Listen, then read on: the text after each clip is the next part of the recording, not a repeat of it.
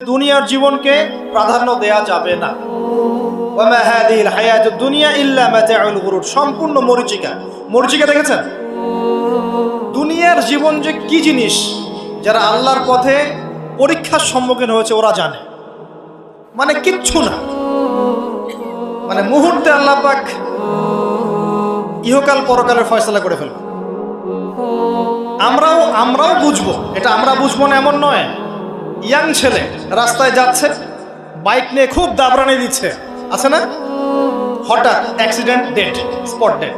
এটা দুনিয়ার জীবনটা। সারা জীবন দুনিয়ার পিছনে ছুটেছে, শেষ বয়সে হতাশ, কিছুই পেলাম না। পাবে না, কারণ আল্লাহর পথে না চললে শেষ বয়সে গিয়েও কিছু পাবেন না। যন্ত্রণা, হতাশা, গ্লানি ছাড়া। তখন দেখবেন আত্মহত্যা করে শেষ, ডেড। দেখবেন অনেক প্রতাপশালী বাচ্চা বড় বড় লেকচার দিচ্ছে, হঠাৎ রাস্তায় হাঁটতে হাঁটতে ডেড। সারাদিন রাত জেনা করেছে, মদ খেয়েছে, জেনা ছড়িয়েছে সমাজে, নগ্নতা, অশ্লীলতা ছড়িয়েছে, ভাইরাস মহামারী দিয়ে শেষ। দুনিয়ার জীবন কি জীবন! চোখের সামনে অহরহ এগুলো ঘটনা দেখছি আমরা। যাচ্ছে খুব সাদা আহ্লাদ করে, বর বিয়ে করতে যাচ্ছে, কার অ্যাক্সিডেন্ট, শেষ, ডেড। কিছু সাহাবী তো এমনও ছিলেন, বদরের যুদ্ধ করতে এসেছেন, হাতের মধ্যে কিছু খেজুর আছে, খেজুর খাচ্ছেন, খোরমা খেজুর খাচ্ছেন। তখন নবী সাল্লাল্লাহু আলাইহি ওয়াসাল্লাম দাঁড়িয়ে ভাষণ দিচ্ছেন যে ওয়াসাবিকু ইলা মাগফিরাতিম মির রাব্বিকুম ওয়া জান্নাহ। ওই যে আয়াতটা আছে, তোমরা এগিয়ে চলো তোমাদের রবের ক্ষমার দিকে এবং জান্নাতের দিকে। আরদুহা কাআরদিস সামাই ওয়াল আরদ, যার প্রশস্ততা আসমান এবং জমিনের সমান। সাহাবী খেজুর খেতে খেতে খেজুরটা ফেলে দিলেন।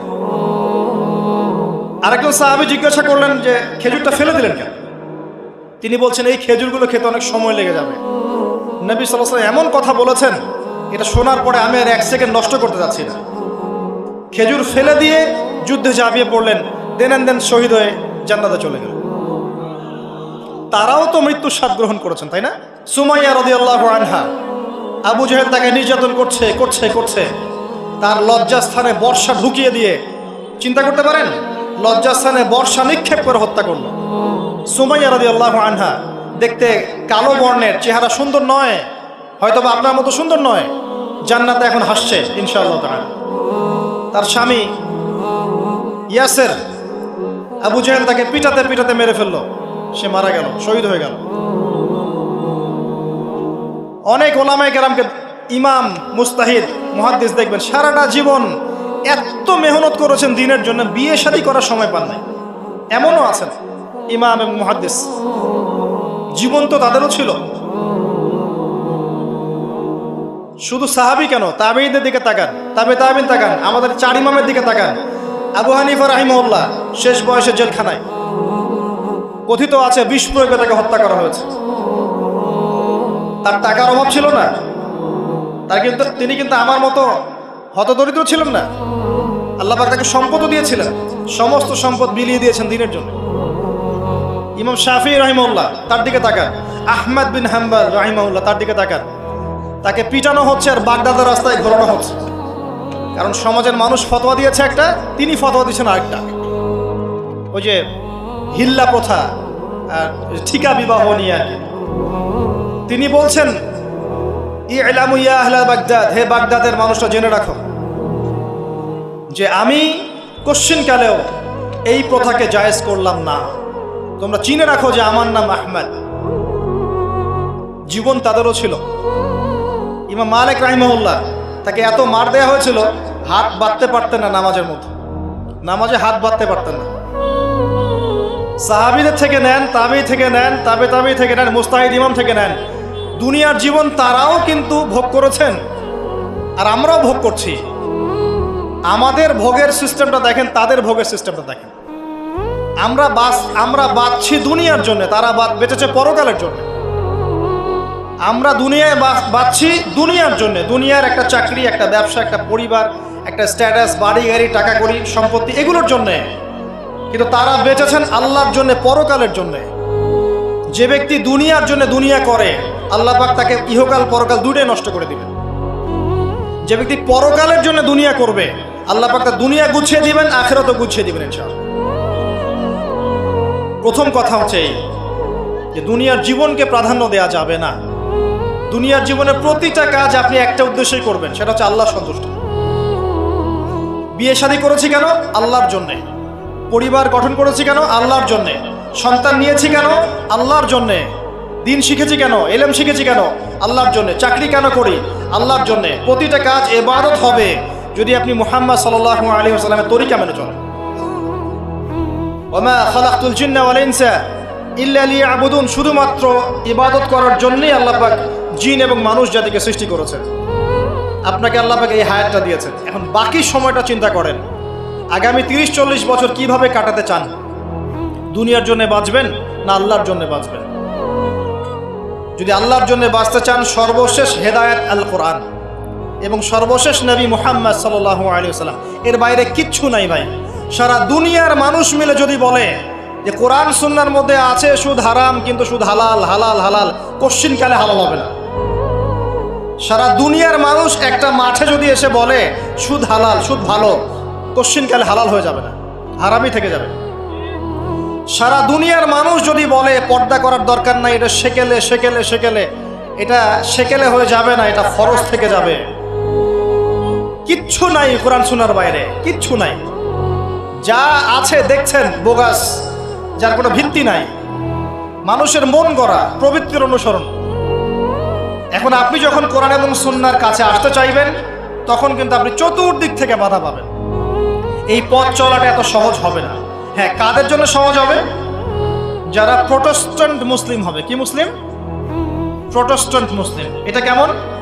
মানে ওটাও ঠিক এটাও ঠিক, সুদ খেলেও হয় না খেলেও হয়, পর্দা করলেও হয় না করলেও হয়, নামাজ পড়লেও হয়, মাঝে মাঝে ছাড়লেও হয়, যাকাত দিলেও হয় না দিলেও হয়।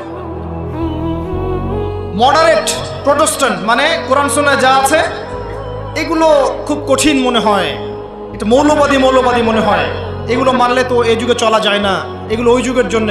এরকম ভার্সনে যারা চিন্তা করবে তাদেরকে কষ্ট পেতে হবে না। তারা দেখবেন কষ্ট না করেই দুনিয়ার জীবন কাটিয়ে দিচ্ছে, ওদের কোনো বাধা বিপত্তি আসবে না। আপনি যখন কোরআন সুন্নাহকে আঁকড়ে থাকবেন, কেমন করে আঁকড়ে থাকবেন? মারির দাঁত দিয়ে কামড়ে থাকবেন, নবীজি বলেছেন। মারির দাঁত দিয়ে কামড়াতে বলেছেন, সামনের দাঁত দিয়ে কামড়ালে ছটকে যাবে, টান দিলে ছিঁড়ে যাবে। মারির দাঁতে কামড় দিলে টান দিলে সহজে ছিঁড়বে না। এভাবে থাকলে আপনার বাধা আসবে। এখন আপনার সামনে দেখবেন আপনি কিছু ফিতনা এবং কিছু সলিউশন। আপনি নিয়াত করেছেন যে আপনার যে গুনাহগুলো হয়েছে এগুলো থেকে আপনি তওবা করবেন ইনশাআল্লাহ। আগামী দিনগুলো আপনি কোরআন এবং সুন্নাহ অনুসারে চলবেন। এই কথার সাথে একমত আছেন তো? এখন চলতে গিয়ে দেখবেন যে আপনি কিছু স্পষ্ট বিষয় দেখতে পারবেন যেগুলোর সাথে আসলে কোরআন সুন্নাহর খুব একটা মিল পাওয়া যাবে না। আপনি দেখবেন স্পষ্ট শিরক করছে মুসলিমরা, আপনি দেখবেন স্পষ্ট বেদাত করছে, আপনি দেখবেন হারাম খাচ্ছে। মুসলিম যুবকরা মাদক, পর্নোগ্রাফি, জেনা, ফ্রি মিক্সিং, আপনার জুয়া, ক্যাসিনো, এই যে আপনার টিকটক প্রজন্ম, এগুলো নিয়ে ব্যস্ত আছে। আপনি স্পষ্ট দেখবেন মেয়েরা বেহায়ের মতো ঘুরে বেড়াচ্ছে। আপনি স্পষ্ট দেখবেন যে আপনি হালালে থাকলে চাকরি পাচ্ছেন না। আপনি স্পষ্ট দেখবেন পরিবারের লোকজন কথা শোনে না। আপনি এমনও দেখবেন ওলামায়ে কেরামের মাঝে ঐক্য নাই, এমন দেখবেন। আপনি এমনও দেখবেন যে মানুষ দিনকে দুনিয়ার বিনিময়ে বিক্রি করে দিচ্ছে। আর এমন দেখবেন যারা আপনার উপরে আছে তারা দিন সম্পর্কে তেমন কোনো জ্ঞান রাখে না। এমন জটিল পরিস্থিতিতে আপনি কি করবেন তখন? এরপরে আপনি যখন বিশ্বের দিকে তাকাবেন তখন দেখবেন বিশ্বের সমস্ত পরাশক্তিরা ঐক্যবদ্ধ ইসলামের বিরুদ্ধে। বিশ্বের সমস্ত বড় বড় পরাশক্তিরা ঐক্যবদ্ধ ইসলামের বিরুদ্ধে। দেখবেন আপনি ইসলামের কোনো খিলাফা নাই, দেখবেন কোনো ইমাম নাই, কোনো আমির নাই, কোনো জামাআ নাই। দেখবেন আপনি সেই রকম সলফে সালেহিনদের যুগের মতো শৌর্য-বীর্য, ব্যক্তিত্ব, গায়রাত কিছু নাই। মনে হবে যেন আমরা দাসত্বের শৃঙ্খলা আবদ্ধ হয়ে গেছে। তখন আপনি কষ্ট পাবেন মনে মনে। আপনার মধ্যে ঈমান থেকে থাকলে আপনি কষ্ট পাবেন, ভেতর থেকে কষ্ট ফিল করবেন। যদি প্যারালাইজড রোগী হয়ে থাকেন তাহলে কষ্ট ফিল করবেন না। চেতনা থাকে দিনের, কষ্ট ফিল করবেন। তখন আপনার স্ট্রাগল শুরু হবে। তখন আল্লাহ যদি আপনাকে বুঝ দেন, আল্লাহ দেখবেন আপনি কি করেন। আপনার মেধা দিয়ে আল্লাহ আপনি কি করেন, আপনার অর্থ দিয়ে আপনি কি করেন, আপনার হায়াতটা দিয়ে আপনি কি করেন, আপনার এই যে জনবল দিয়ে আপনি কি করেন, আল্লাহ আপনাকে যা দিয়েছেন তা দিয়ে আপনি দিনের জন্য কি করছেন, আল্লাহ পাক তখন দেখবেন। এই জায়গায় আমি আপনাকে কিছু সলিউশন বলছি। এটা শুধু আপনাকে বলছি তা নয়, আমি নিজেও এটা ফিল করি, লালন করি। আর আমি এমন কিছু বলবো না যা আমি নিজে আপনার জন্য পছন্দ করি না। যেটা আমি নিজের জন্য পছন্দ করি সেটাই আপনাকে বলবো। প্রথম কথা, এখানে আপনাকে গাইডেন্স দিবে আল কোরআন। এরকম সিচুয়েশনে আপনাকে পথ দেখাবে অনলি আল কোরআন, এরপর নবী সাল্লাল্লাহু আলাইহি ওয়াসাল্লামের হাদিস। এখানে আপনার দায়িত্ব আসবে প্রথমত কোরআন পড়া শিখতে হবে। প্রথম কাজটা কি ভাই?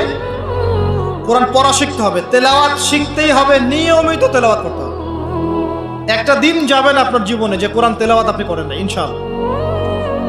বেশি থেকে বেশি করবেন, বেশি থেকে বেশি। আমার পরামর্শ হচ্ছে দিনে এক পারা করে করার চেষ্টা করুন। এরপর দায়িত্ব চলে আসবে আপনার কোরআন বোঝা। আপনি কিছু অংশ মুখস্থ করবেন, হিফজ করবেন, অর্থটা বোঝার চেষ্টা করবেন, কোরআনের ভাষাটা শেখার চেষ্টা করবেন। এর সব কিছু আপনি বুঝতে পারবেন না, তখন কি করবেন? আলেম ওলামার কাছে যাবেন, তাদের সোহবতে গিয়ে পড়ে থাকবেন। যে বিষয়টা বুঝতে পারছেন না জিজ্ঞাসা করে জেনে নেবেন। ফাসআলু আহলা যিকরি ইন কুনতুম লা তা'লামুন। এরপর কোরআনের আদেশ নিষেধগুলো আপনি মেনে চলবেন, নিজের পরিবারে এবং নিজের অধীনস্থদের মধ্যে। এরপরে আপনি থেমে যাবেন না। কোরআনের দাওয়াত আপনি যতটুকু জানেন এটা মানুষের কাছে প্রচার করবেন। মাদ্রাসা করবেন, মসজিদ আবাদ করবেন, মক্তব চালু করবেন, কোরআনের একটা রেভলিউশন ক্রিয়েট করবেন।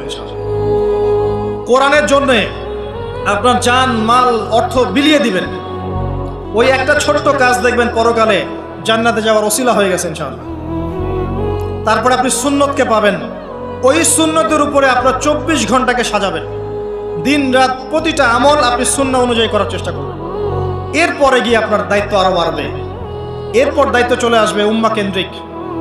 আপনার তাসকিয়া অর্জন করতে হবে, আত্মশুদ্ধি অর্জন করতে হলে সবসময় পরকালের ফিকির করতে হয়, মৌতের স্মরণ করতে হয়, বেশি বেশি কোরআন তেলাওয়াত করতে হয়, এতিমের মাথায় হাত বোলাতে হয়, আপনার সাদাকা বেশি বেশি করতে হয়, মাঝে মাঝে রোজা রাখতে হয়। এগুলো করতে থাকলে আল্লাহর জিকির বেশি বেশি করতে হয়, আল্লাহর ধ্যান করতে হয়, আল্লাহকে ডাকতে হয়, দোয়া করতে হয়, আত্মশুদ্ধি অর্জন হবে। একই সাথে আপনার অন্তর থেকে হিংসা, বিদ্বেষ, এই যে গীবত, রিয়া, অহংকার, সমালোচনা, সংস্কৃতি দূর করতে হবে। মনের মধ্যে অহংকার, হিংসা, বিদ্বেষ থাকলে আল্লাহর নূর পাওয়া যাবে না, তখন তাসকিয়া অর্জন হবে না। আল্লাহর নূর না আসলে আপনি খিজির হতে পারবেন না, যে অনেক দূর পর্যন্ত দেখতে পারে। সূরা কাহফের মধ্যে ঘটনা পাবেন। আর এই শেষ জামানায় টিকতে হলে আপনাকে খিজির হতে হবে, দূর পর্যন্ত দেখতে হবে। শোনেন, দূর পর্যন্ত দেখতে না পারলে বর্তমানকে মনে হবে ভবিষ্যৎ।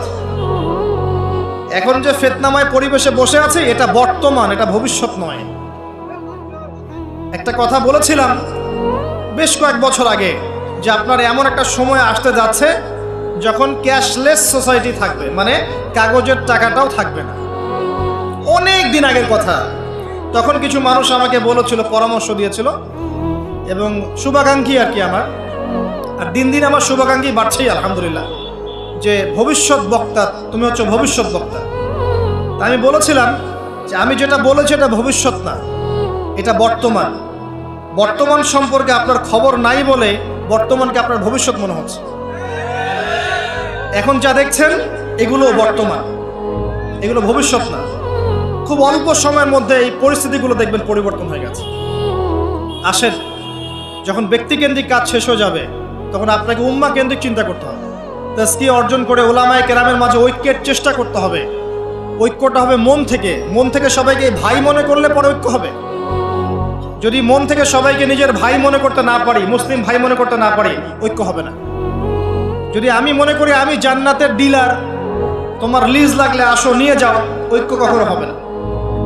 অনলাইনে যাবেন দেখবেন সারা দিন কাদা ছড়াছড়ি। আর এমন এমন বিষয়গুলোকে নিয়ে আমরা কাদা ছড়াছড়ি করছি যেগুলো নিয়ে কথা না বললেও পরকালে কিছু যায় আসবে না ইনশাআল্লাহ। এমন এমন ইস্যু নিয়ে আমরা কাদা ছড়াছড়ি করি যেগুলো নিয়ে কথা না বললেও আমার জান্নাত জাহান্নামের ফয়সালা হবে না ইনশাআল্লাহ।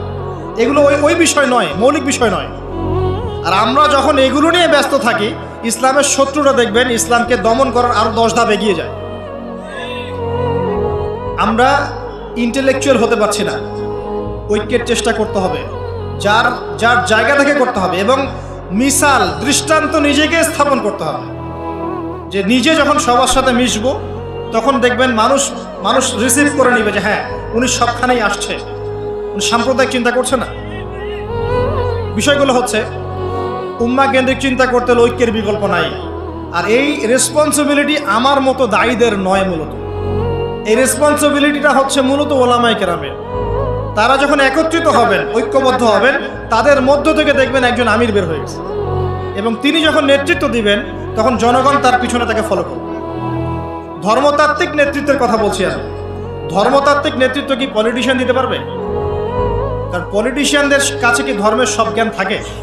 স্বাভাবিক থাকবে না, কারণ তারা পড়াশোনা করেননি এইভাবে, তাদের কাছে পলিটিক্সের জ্ঞান আছে। আপনি যখন ধর্মতাত্ত্বিক ঐক্যের কথা বলছি তখন ধার্মিকদেরকেই তো দায়িত্ব নিতে হবে, এবং ধার্মিকদের মধ্যে যারা স্কলার, বিজ্ঞ বরেণ্য ওলামায়ে কেরাম, তাদের মধ্যে ঐক্য প্রথম দরকার। অনুসারীদের মধ্যে ঐক্য দিয়ে লাভ নাই। প্রথমে ঐক্য লাগবে আগে বড় বড় লেভেলে, তারপরে দেখবেন জনগণ ঠিকই আলেমকে মেনে নিয়েছে, তখন আপনি দেখবেন একটা ভালো শক্তি আপনি অর্জন করতে পারছেন। আদারওয়াইজ যখন আপনি বিক্ষিপ্ত বিচ্ছিন্ন, কেউই আমাদেরকে মূল্যায়ন করেন, যতই স্লোগান দেন, শোডাউন করেন, আইওয়াশ করেন, আদতে কিন্তু কেউ মূল্যায়ন করছে না আমাদের। আর আল্লাহ রাব্বুল আলামিন কোরআনে বলেছেন, এখন এই আয়াত কোথায় আছে আল্লাহ ভালো জানেন, এই আয়াতের বাস্তবতা কোথায় সেটা আল্লাহ ভালো জানেন। ওয়া'তাসিমু বিহাবলিল্লাহি জামিআ ওয়ালা তাফাররাকু, এই আয়াতটা কোরআনের মধ্যে আছে, এটা কোরআনের মধ্যে আছে, আল্লাহ পাকের কিতাবের মধ্যে এই আয়াতটা আছে, ওয়া'তাসিমু বিহাবলিল্লাহি জামিআ, তোমরা আল্লাহর রজ্জুকে শক্ত করে ধরো ঐক্যবদ্ধভাবে। আচ্ছা, এটার উপরে আমল না করে আমরা যদি এড়িয়ে যাই, এটা কোরআনের অবমাননা হয় না? এটা কোরআনের অবমাননা হয় না?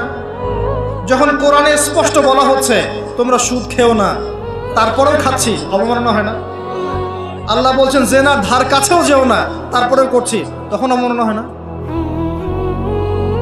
আমরা মানে আবেগ প্রদর্শন করার চাইতে বিবেকবান হয়ে কাজগুলো করলে বেশি ভালো হতো। কোরআনের সম্মান সর্বোচ্চ শিখরে তখনই পৌঁছাবে যখন এর আদেশ নিষেধের উপর আমল করা হবে, এবং আমরা আমল করে দেখাতে পারবো, এবং ইনশাআল্লাহ আমরা পারবো। যদি কেউ পারে পৃথিবীতে, শুধু মুসলিমরাই পারবে ইনশাআল্লাহ।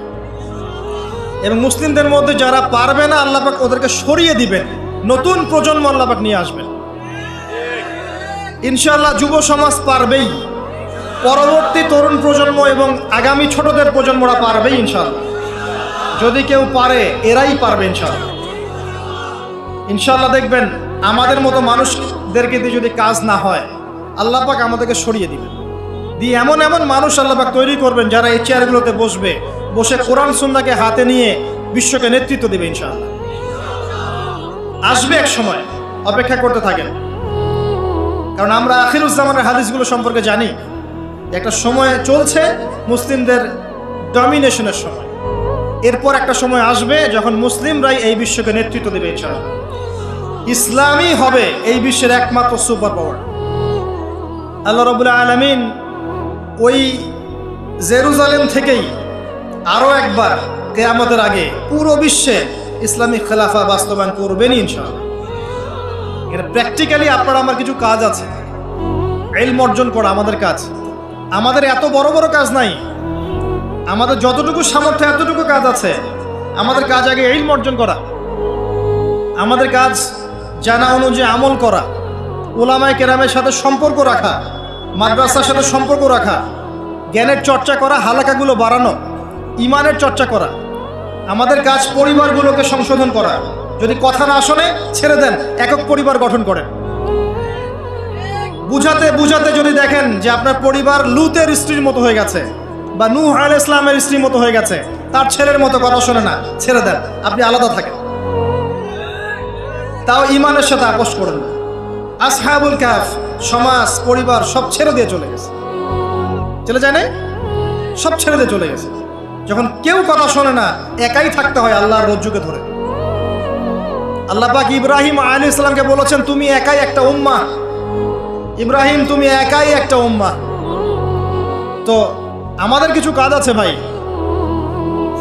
ইমানের চর্চা করা, ইলম অর্জন করা, ওলামায়ে কেরামের সোহবতে যাওয়া, তাজকিয়া, আত্মশুদ্ধি অর্জন করা, অন্তরে আল্লাহর নূর পাওয়ার চেষ্টা করা, বেশি থেকে বেশি ইবাদত করতে থাকা, সময়কে মূল্যায়ন করা, জীবনটা গুছিয়ে নেওয়া। কারণ আমি এখানে থাকতে আসিনি, আপনি এখানে থাকতে আসেনি। আজকে থেকে 50 বছর পরে, 100 বছর পরে এখানকার একটা মানুষও বেঁচে থাকবে না। এখানে আমরা বসে আছি যারা, কেউ থাকবে না, এই বিশ্বের কোনো নেতা থাকবে না। আজকে থেকে 100 বছর পরে এই ন্যাটো, জাতিসংঘ, হাবিজাবি কিচ্ছু থাকবে না। আপনি বিশ্বের যত পরাশক্তি দেখছেন এগুলো কিচ্ছু থাকবে না ইনশাআল্লাহ। এই পৃথিবীর যে মানুষগুলো এখন বেঁচে আছে 100 বছর পর কেউ থাকবে না। এখন মনে হচ্ছে এরাই সব, এগুলো সব না। 100 বছর, জাস্ট 100 বছর। আরে কিয়ামতের মাঠই তো হবে 50,000 বছর। কিয়ামতের মাঠ কত বছর? এই তুলনায় 100 বছর কিছু সময়? আল্লাহর কাছে 100 বছর কোনো সময় না। 100 বছর পর কিচ্ছু থাকবে না, কোনো আমি আপনি কেউ না, কেউ থাকবো না।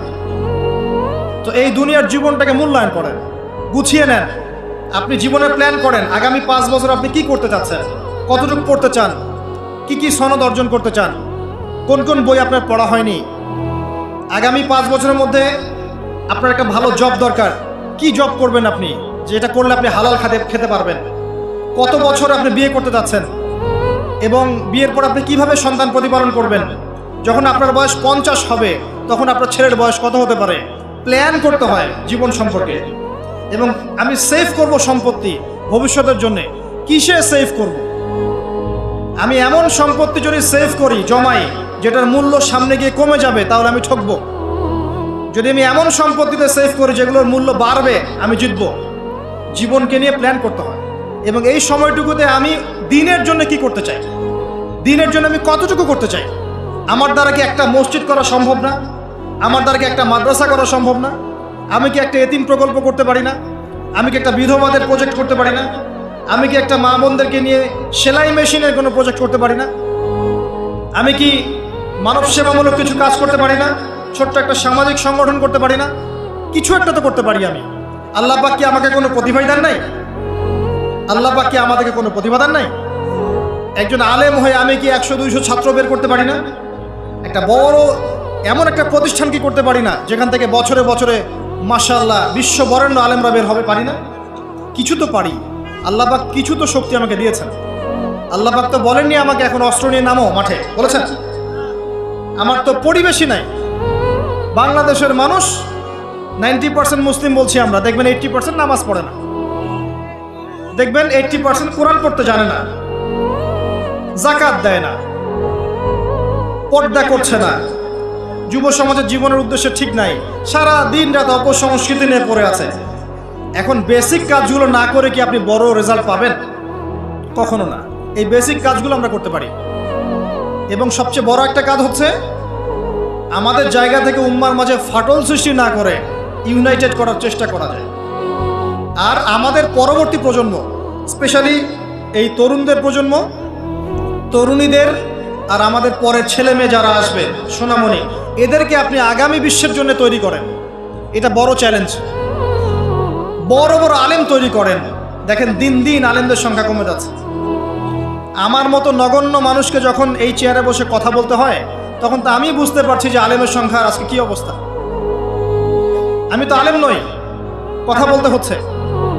কিছু মানুষ আমার কথা শুনছে, তার মানে বুঝতে পারছি আলেমদের সংখ্যা কত কম। বড় বড় ওয়ার্ল্ড রিনাউন্ড আলেম তৈরি করতে হবে। ইমাম বুখারীর মতো, আবু হানিফা রাহিমাহুল্লাহর মতো, আহমদ বিন হাম্বলের মতো কে তৈরি করবে? এটা কি আমার পক্ষে করা সম্ভব? একার পক্ষে করা সম্ভব? নিঃসন্দেহে একটা কমিউনিটি দরকার। সবার মাঝে দিনের ফিকির তৈরি করতে হবে যে আমার সবচেয়ে ইম্পর্টেন্ট জিনিস এই পৃথিবীতে আমার দিন, আল্লাহর দিন। এর চেয়ে ইম্পর্টেন্ট কিছু নাই আমার জন্য। সব কিছু পরে, দিন আগে। দিনকে এগিয়ে নিতে হবে, আমাকে চ্যালেঞ্জ গ্রহণ করতে হবে। এরকম চিন্তা ফিকির লালন করলে পরেই তো রেজাল্ট আসবে, নাহলে তো আসবে না। দেখেন, আমরা আমাদের মতো মানুষ যারা আছে, এরা একটা জাতিকে নেতৃত্ব দিতে পারবে না। প্রবলেমসগুলো ধরিয়ে দিতে পারে, হয়তো সর্বোচ্চ সলিউশনে কিছু পথ বলতে পারে। বাস্তবতা হচ্ছে এই যে কাজগুলো জনগণকেই করতে হবে। আর এই যে একদিন আসলাম, একটা কথা বললাম, চলে গেলাম, আদতে কোনো ফলাফল নাই।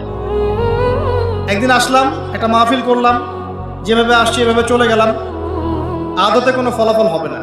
যদি হ্যাঁ এই কথাগুলো মানুষের মনের মধ্যে গেঁথে যায় এবং আগামীর পৃথিবীর জন্য তারা প্রস্তুতি গ্রহণ করতে পারে, তখন গিয়ে কথা ফলবে ইনশাআল্লাহ।